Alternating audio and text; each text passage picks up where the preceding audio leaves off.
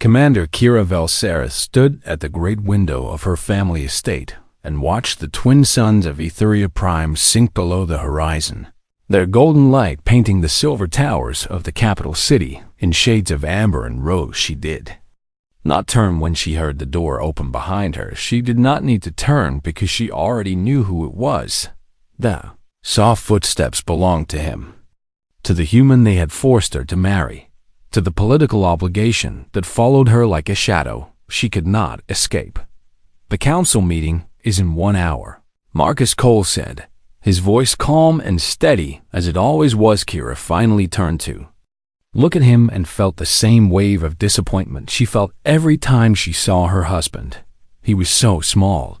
Etherians were a tall race, standing 7 feet on average, with silver skin that shimmered like starlight and eyes that glowed with bioluminescent energy in shades of blue and purple and green. Marcus stood barely 6 feet tall with plain brown skin and dark eyes that held no light at all. He was unremarkable in every way that mattered to her people. "I am aware of the time," Kira said, letting the coldness seep into her voice like frost spreading across glass. Marcus nodded once and said nothing more. He never said much, and Kira had decided long ago that this was because he had nothing worth saying. The marriage had been arranged 3 years ago when the Galactic Assembly had brokered an alliance between the Etherian Dominion and the United Earth Federation. The humans had only recently discovered faster than light travel, and they were desperate for protection. In a galaxy filled with predators, the Etherians had agreed to shield them. But they had demanded something in return.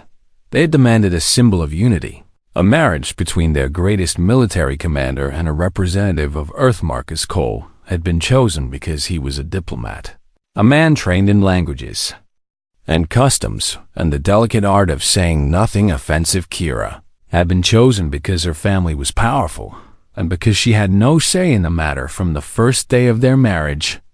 Kira had made her feelings clear. She attended the required ceremonies with Marcus at her side, but she never held his hand, and she never spoke to him with warmth at diplomatic functions. She introduced him as her political obligation rather than her husband when he tried to offer opinions in war councils.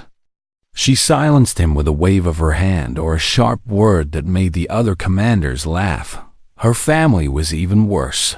Her mother called Marcus the pet and asked if he needed special food or a smaller chair. Her brother Torvax challenged Marcus to a sparring match on the first day they met. Knowing that no human could match an Etherian in combat, Marcus had declined politely, and Torvax had laughed for 10 minutes straight, telling everyone at the estate that the human was a coward. But Marcus never seemed angry. He never shouted or demanded respect or complained about his treatment. He simply endured it all with a quiet patience that Kira found almost insulting. She wanted him to fight back so she could have a reason to despise him openly. Instead, he just watched and listened and said nothing. What Kira did not know, what no one in the Dominion knew, was that Marcus Cole had not always been a diplomat. The files that described his life before the diplomatic corps had been sealed by Earth's highest military authority. The missions he had completed in humanity's darkest wars had been erased from every database. The men and women who had served alongside him in the Black Operations unit known only as the Reapers had sworn oaths of silence that they would carry to their graves. Marcus had been given a new identity, a new purpose, because Earth needed him to be something other than what he was. They needed him to be peaceful and calm and unthreatening. They needed the Etherians to see humans as harmless so the alliance would hold, and so Marcus played his role perfectly. He smiled when they insulted him and nodded when they dismissed him and pretended that he did not notice the contempt in their eyes. But late at night, when the estate was quiet and Kira was sleeping in her separate chambers, Marcus trained alone in the gardens. He moved through combat forms that no Etherian had ever seen, techniques developed in wars that humanity never spoke of. He practiced with weapons he had hidden in his quarters, blades and firearms that the Dominion did not know he possessed. And sometimes, when the memories became too heavy, he would sit in the darkness and remember the names of every person he had killed, and every friend he had lost, and every nightmare that still waited for him when he closed his eyes. The Etherians thought humans were weak because they lived short lives and possessed no psychic abilities and had only recently reached the stars. They measured strength in power and lifespan and the ability to crush enemies with a thought. They did not understand that humans measured strength differently. Humans measured strength in survival, in the ability to endure pain and loss and horror and still wake up the next morning ready to fight again. Humans measured strength in stubbornness, in the refusal to surrender, even when every logical calculation said that surrender was the only option. Humans measured strength in spite, in the burning desire to prove wrong everyone who had ever doubted them. Marcus Cole had more spite in his heart than the Etherians could possibly imagine, but he kept it hidden because that was what Earth needed him to do. The day would come when he would not be able to hide it anymore. Day would come when someone would push too hard or threaten something he could not allow to be threatened. And on that day, the Etherians would learn what humans really were. But for now, Marcus followed his wife to the council meeting and stood silently in the corner while she discussed military strategy with commanders who thought he was nothing more than a political decoration. He listened to their plans and noticed the flaws they could not see, watched the intelligence reports, and recognized patterns that the Etherians missed because they had never fought the kind of wars that taught such lessons. And when he tried to speak, when he tried to warn them about the enemy movements that looked wrong to his experienced eyes, Kira cut him off with a sharp gesture and a colder voice. "This is a military matter," she said to the assembled commanders, not even looking at her husband. "And my human companion does not understand warfare the way we do."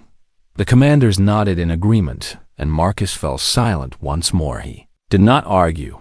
He did not insist. He simply filed the information away in his mind and began to make his own plans, because Marcus Cole had learned a long time ago that the people who underestimated him always regretted it eventually. The Etherians would learn the same lesson. He just hoped they would survive the teaching. The Varax Collective had been testing the borders of the Etherian Dominion for 6 months. Their ships appeared at the edge of sensor range and then vanished before patrols could intercept.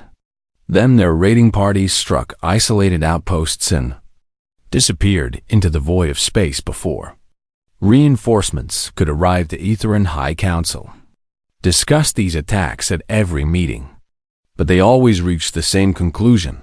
The Varax were cowards who feared direct confrontation. They were testing the waters, probing for weakness, but they would never dare launch a true invasion. The Etherian military was too powerful and too advanced, and the Varax knew better than to challenge them directly. Marcus Cole sat in the corner of the council chamber and listened to these discussions with growing unease. He had seen these patterns before in a different war on a different world, a lifetime ago. The quick strikes and sudden retreats were not the actions of cowards. They were the actions of hunters learning the movements of their prey. The Varax were not testing Etherian strength. They were mapping Etherian defenses, finding the gaps in sensor coverage, identifying the response times of patrol fleets. They were preparing for something big, and the Etherians could not see it because they had never fought an enemy patient enough to spend months on reconnaissance. Marcus had tried to raise these concerns twice before, and both times Kira had silenced him before he could finish speaking. Today, he decided to try again because the latest intelligence reports showed something that made his soldiers' instincts scream. "Warnings, Commander Valsereth," he said, stepping forward from his usual place in the shadows. "I have studied the attack patterns, and I believe we are misreading the Varax intentions. Kira turned to look at him with the same cold expression she always wore when he spoke in council. "The council is discussing military strategy," she said, "and I do not recall inviting your input." "Please," Marcus said, keeping his voice calm and respectful. "Just hear me out for one moment." The other commanders exchanged amused glances, and Kira sighed like a parent dealing with a troublesome child. "Very well," she said. "Speak quickly." Marcus walked to the holographic display in the center of the room and pulled up a map of the border regions. "Look at where the attacks have occurred," he said, pointing to clusters of red dots scattered across the map. They appear random at first, but if you trace the pattern over time, you can see they are forming a perimeter. He drew lines connecting the attack sites, and suddenly the random dots became a shape. A circle that enclosed a specific sector of space. "They are mapping your sensor blind spots," Marcus continued. "And there is one approach corridor they have carefully avoided touching at all." He highlighted a winding path through a region of space marked as the Vareth Valley, a treacherous stretch of gravitational anomalies and asteroid fields that most ships avoided. "The Vareth Valley leads directly to Etheria Prime," Marcus said. "And your sensor grid has minimal coverage there because you consider it impassable." Admiral Kethvar, the oldest member of the council, leaned forward with a skeptical expression. "The Vareth Valley is impassable," he said. "No fleet could navigate those gravitational currents without taking massive casualties. An invasion fleet could not." Marcus agreed. "But a ground army could." The council fell silent, and Marcus continued. "The Voraks are an insectoid species," he said. "They can survive in vacuum for short periods, and their soldiers are more expendable than their ships." He pulled up data on Voraks biology and military doctrine. If they launched their soldiers through the valley in armored drop pods, they could bypass your fleet entirely and land a ground force within striking distance of the capital. "That would be suicide," Kira said. "They would lose thousands of soldiers in the transit alone." "They have millions to spare," Marcus replied. "The Voraks do not value individual lives the way your people do."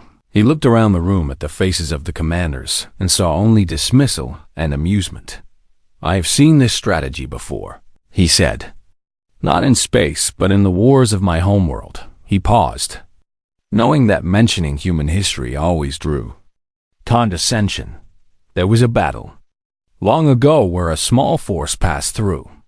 Mountains that everyone believed were impassable, and they attacked from an angle no one expected."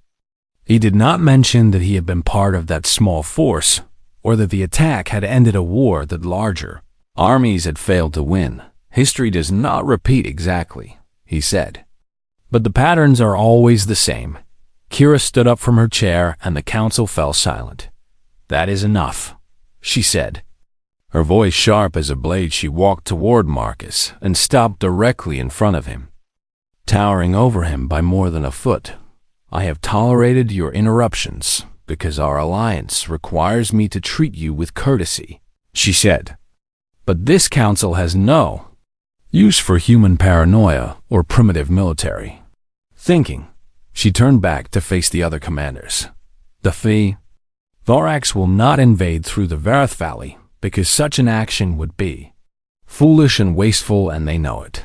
She gestured toward the door. "This meeting is concluded, and I suggest my husband return to his quarters and leave military matters to those who understand them." Marcus stood there for a moment, feeling the weight of every contemptuous stare in the room. Then he nodded once and walked out without another word. But he did not go to his quarters. Instead, he went to the small armory where he kept his hidden equipment, the weapons and armor he had smuggled to Etheria Prime in case of emergency. He checked each item carefully, cleaning and testing and preparing. Then he accessed the estate's communication network and began monitoring military channels for any sign of unusual activity. 3 days passed and nothing happened. Kira did not mention the council meeting again, and the other commanders treated Marcus with even more contempt than usual. Then on the third night, Marcus was woken by alarms. The emergency channels were flooded with panicked reports from sensor stations on the far side of the Varith Valley. 60,000 Varak soldiers were pouring through the mountain passes on the planet's surface. Having landed drop pods in the dead of night, they had bypassed the orbital defenses entirely. They were marching toward the capital city, where 2 million Aetherine civilians slept unaware of the doom approaching them. The planetary fleet was out of position, responding to a diversionary attack on the far side of the system. Reinforcements would take at least 8 hours to arrive, and between the Varak's army and the capital city, there was only one natural choke point, a narrow mountain pass called the Throat of Callan. Marcus grabbed his armor and his weapons and left the estate before anyone knew he was gone. He had tried to warn them, and they had not listened. Now he would have to save them himself. The Throat of Callan was a wound in the mountains, a narrow pass carved by ancient rivers through walls of black stone that rose hundreds of meters on either side. At its narrowest point, the pass was barely wide enough for 50 soldiers to walk. Side by side, it stretched for nearly 2 kilometers, through winding curves and sharp turns that blocked sight lines and created natural ambush points. The Aetherians had never fortified the Throat because they believed no army would ever approach from this direction. Marcus arrived 3 hours before the Varak's vanguard. He climbed to a ledge overlooking the entrance to the pass and began to work first. He placed thermal charges at strategic points along the cliff walls, hiding them in cracks and crevices where they would not be spotted. Then he rigged tripwires connected to explosive devices across the path. Buried just beneath the rocky soil, he identified choke points where rock slides could be triggered, and he weakened the stone at those locations with carefully placed micro-explosive. He found himself a position high on the eastern wall where he could see the length of the pass below him while remaining hidden in shadow. Then he waited. The Varaks arrived with the setting sun. They came like a river of nightmares. Thousands upon thousands of insectoid warriors with black chitinous armor and mandibles that could crush bone. Their legs clicked against the stone in a rhythm that sounded like rain falling on a metal roof. Their eyes glowed red in the darkness, thousands of crimson points moving through the valley like embers from a fire. At their head marched the largest Varax Marcus had ever seen, a hive general called Threxavolar, whose carapace was scarred by 100 battles. The general raised one clawed arm and the army halted. He studied the pass ahead with ancient predator instincts, and Marcus could almost feel the creature's suspicion reaching out toward him. But after a moment, Threxavolar lowered his arm and the army began to march again. They did not expect resistance. Why would they when they had bypassed all the Aetherine defenses so perfectly? Marcus let the vanguard enter the Pashi, let them march past his first line of charges. He let them think they were safe. Then he pressed the detonator. The cliff wall above the vanguard exploded outward in a cascade of stone and fire that buried the first 1,000 Varaks soldiers in an instant. The sound was like thunder trapped in a bottle, echoing through the pass and rolling across the mountains. Before the dust could settle, Marcus was already moving. He sprinted along the ridge, firing his plasma rifle into the chaos below, picking off officers and heavy weapons operators with shots that found gaps in their armor. The Varaks screamed in their clicking insect language and tried to reorganize. But Marcus did not give them time. He triggered a second rock slide that sealed the rear entrance to the pass, trapping several thousand soldiers in the killing ground. Then he dropped grenades into their ranks and watched the explosions tear holes in their formation. The Varaks were not cowards, and they recovered quickly. Squads of warriors began climbing the cliff walls, their clawed limbs finding purchase on stone that would have defeated any human climber. Marcus retreated to his next position and triggered tripwires that sent the climbers falling to their deaths. More came behind them, and he shot them one by one until his rifle overheated and he had to switch to his sidearm. The battle became a nightmare of fire and screaming and blood. The Varax sent wave after wave into the pass, and Marcus broke each wave with explosives and gunfire, and rock slides moved constantly, never staying in one position long enough to be targeted, appearing from the smoke like a ghost and vanishing before they could return.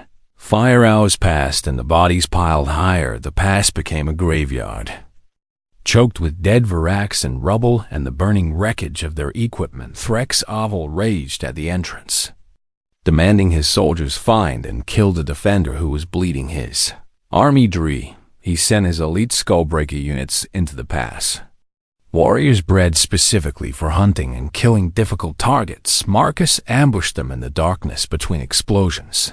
He fought them hand to hand when they got too close, using his combat knife to find the soft joints in their armor. He killed 17 Skullbreakers before dawn and left their bodies as warnings for the next wave. The Vorax called in air support, but Marcus had already mined the only landing zones in the valley. 3 dropships exploded when they tried to land. Reinforcements. They sent psychic scouts to locate him through the chaos, but he killed them before they could complete their scans, having learned long ago that psychics were dangerous and needed to die first. By the time the first light of morning touched the peaks above the throat of Kalen, 11,000 Varax soldiers lay dead in the pass, and Marcus Cole was still fighting. His armor was cracked and burned in a dozen places. A plasma bolt had torn through his shoulder, and the wound was still bleeding sluggishly despite the emergency sealant he had applied. His ammunition was running low, and his body was screaming for rest that he could not afford to take. But the pass was still blocked. The Varax army could not reach the capital. Every minute he held them here was another minute for the Aetherian fleet to return, another minute for reinforcements to be organized, another minute for civilians to be evacuated. Marcus found a new position overlooking the main approach and reloaded his weapons with the last of his ammunition. Could hear the Varax regrouping below, preparing for another assault. He could see Threxivolar at the front of the new formation, determined to personally kill the defender who had humiliated his bosses. Army. Marcus checked his rifle and found only 30 shots remaining. He checked his pistol and found 12. He checked his grenades and found 2. It was not enough to stop 60,000 soldiers, but it was enough to keep them busy for a little while longer. He smiled grimly and settled into his firing position. The Varax charged, and Marcus met them with fire and fury. He would hold this pass until his last breath. He would buy every second he could with blood and pain and the stubborn human refusal to accept defeat. This was what he had been trained for. This was what he was, and the Varax would learn, as so many enemies had learned before them, that humans were most dangerous when they had nothing left to lose. Kira Velsarith was in the command center when the first reports arrived.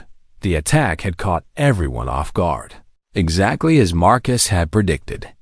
And now the entire military command was scrambling to respond. Ships were being recalled from across the system, but they would not arrive for hours. Ground forces were being mobilized, but they were too far from the throat of Kalen to matter. The Varax army would reach the capital long before any defenders could intercept them. Kira stared at the tactical display and felt something she had never felt before. In her long military career, she felt helpless. 2 million civilians were sleeping in the city behind her, and she could do nothing to protect them. The Varax would sweep through the streets like a plague of locusts, killing everything in their path. By the time reinforcements arrived, there would be nothing left to save. Then a junior officer approached her station with a confused expression. "Commander," the officer said, "we are receiving strange reports from the sensor stations near the throat of Kalen." Kira turned sharply. "What kind of reports?" "Explosions," the officer said, "and weapons fire in what appears to be a battle taking place in the pass." Kira frowned because there were no Etherine forces in that region. "Show me." The officer pulled up the sensor data, and Kira watched his energy. Signatures flared across the narrow mountain. Past something was fighting in the throat of Callan something. Was slowing the Varak's advance. "Get me visual." Kira argued. Took several minutes to redirect a reconnaissance drone to the area, and what it showed made Kira's blood turn cold. The pass was filled with dead Varak soldiers. Thousands of them piled in heaps of broken chitin and torn flesh rock slides had blocked entire sections of the narrow canyon, and fires burned among the wreckage of destroyed equipment and moving through the smoke and chaos was a single figure in battered armor, fighting with a ferocity that seemed impossible. "Enhance the image." Kira whispered. The drone zoomed in, and Kira saw a face she recognized. Marcus. Her husband was alone in the throat of Kalen, fighting an army of 60,000 with nothing but a rifle and a handful of explosives. She watched him take cover behind a boulder and fire precise shots into an advancing Varak squad. She watched him trigger a hidden charge that brought down a section of cliff wall onto a column of reinforcements. She watched him move through the battlefield like a predator, killing with efficiency that spoke of decades of experience. "How long has he been fighting?" Kira asked, her voice barely audible. The officer checked the timestamps on the sensor data. The first explosions were detected approximately 6 hours ago.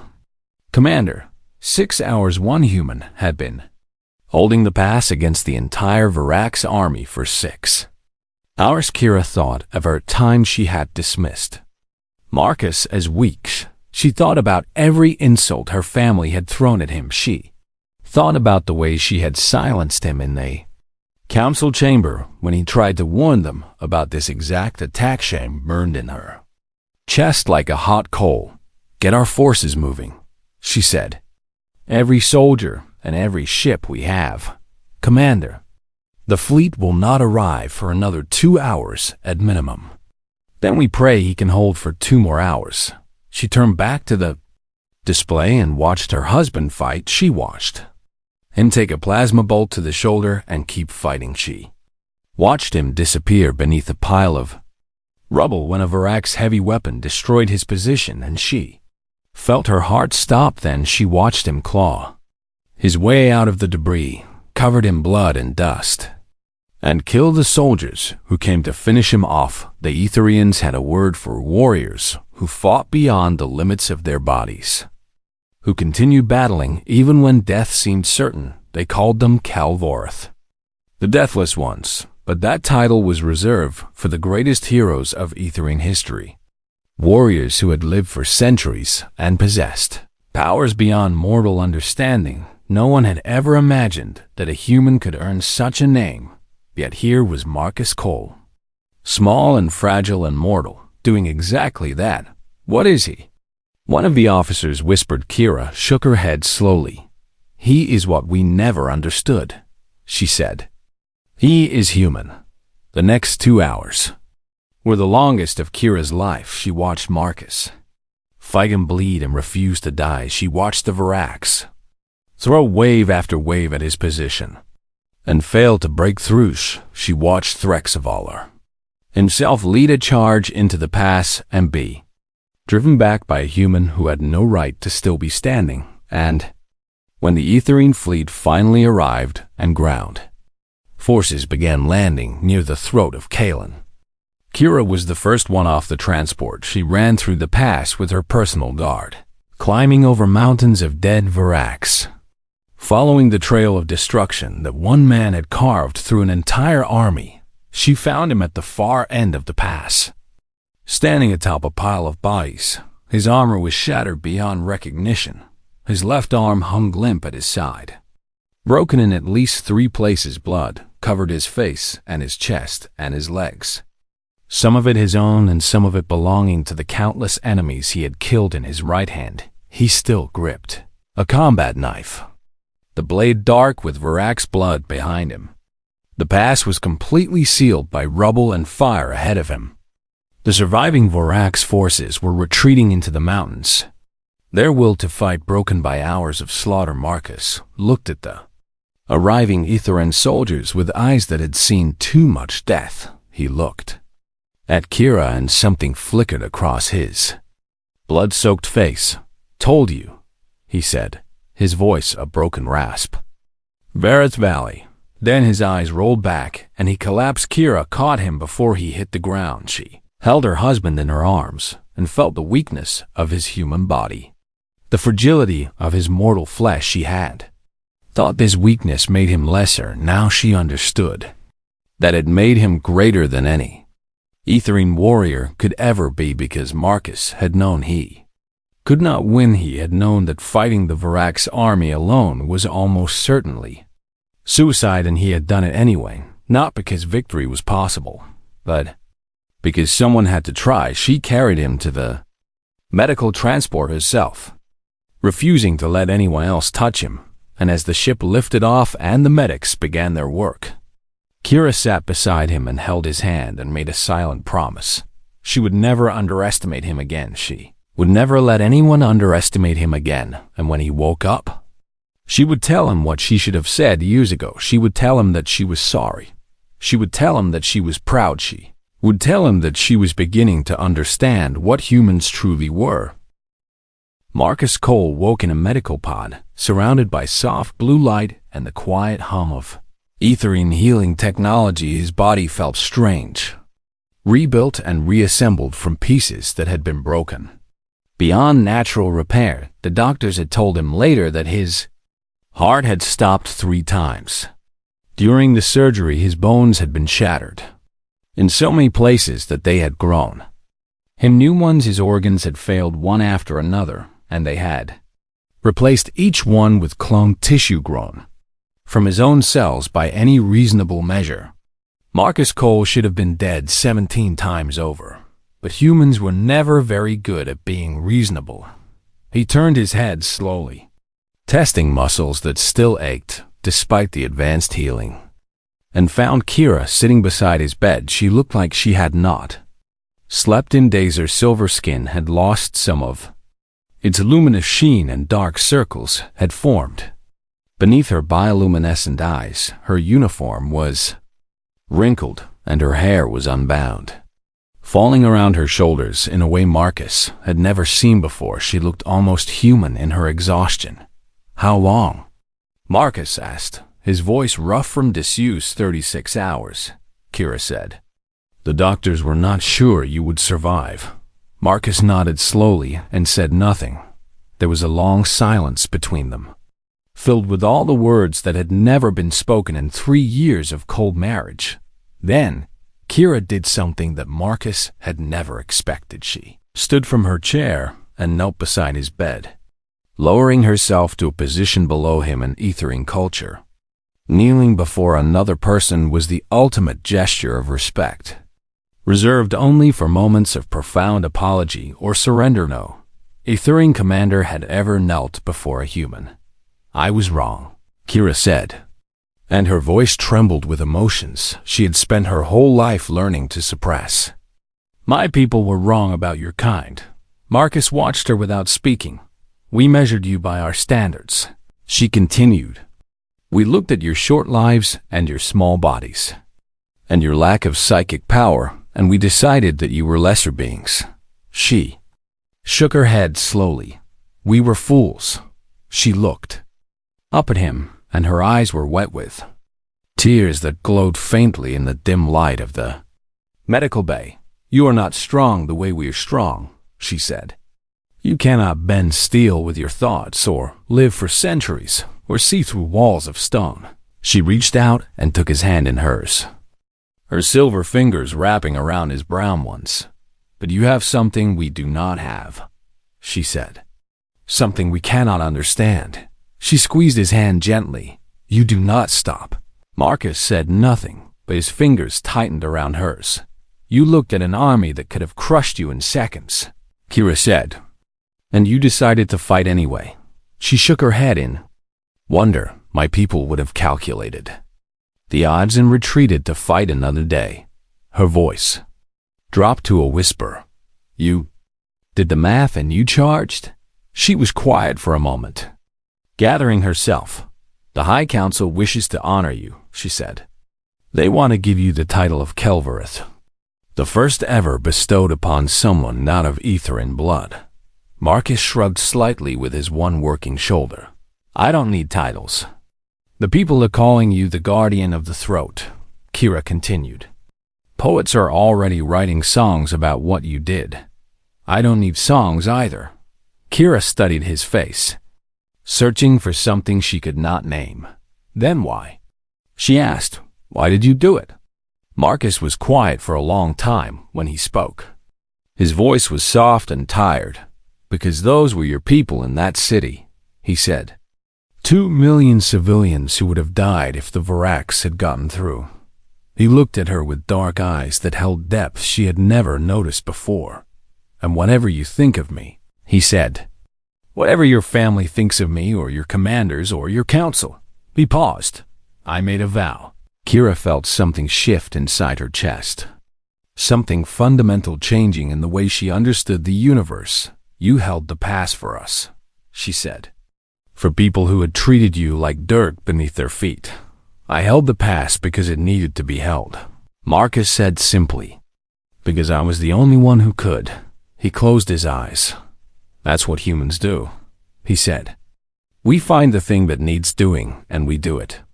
Even when it hurts. Even when it's hopeless. Even when everyone tells us it's impossible. He opened his eyes again. We're too stubborn to know when we're supposed to give up. Kira stared at him for a long moment. Then she leaned forward and pressed her forehead against his. A gesture of intimacy that Etherians reserved for their closest bonds. I am sorry, she whispered. For every insult and every dismissal and every moment. I made you feel like you were not enough. Marcus said nothing, but his hand came up to rest on the back of her neck. You are enough, Kira said. You are more than enough. She pulled back slightly and looked into his eyes. And I think, she said slowly, as if the words surprised her even as she spoke them. I think I am falling in love with you. Marcus smiled for the first time in 3 years. It was a small smile. Tired and worn around the edges, but it was real. Took you long enough, he said. Kira laughed. A sound that surprised them both. Humans, she said, shaking her head. Even when you were dying, you cannot resist being difficult. The war against the Varax lasted 2 more years after the Battle of the Throat. Marcus Cole fought in every major engagement. Not as a diplomat, but as a tactical advisor and special operations commander. The Etherian soldiers, who had once mocked humans, began requesting human squad mates. Having learned that there was no better ally in a desperate situation, the Throat of Kalen became a monument, a sacred site where Etherians came to pay their respects to the impossible stand that had saved their capital. The inscription carved into the stone at the entrance was written in both Etherian and English. It read, Here stood one human against 60,000, and he did not win, but he refused to lose, and in the halls of the Dominion, among warriors who had learned the truth the hard way, a new saying emerged, never humiliate a human, they would whisper to each other. Because you never know which ones are waiting to show you why their species survived. Marcus and Kira grew old together. Or at least Marcus grew old while Kira remained young. But she never left his side, and she never forgot what he had taught. Our humans were not weak humans, were not lesser humans, were simply different. Forged by a harsh universe into something the galaxy had never seen before. They were survivors. They were fighters. They were the ones who looked at impossible odds and said, not today, and in the end. That made them the most dangerous species in the cosmos, not because they were powerful, but because they refused to stay down.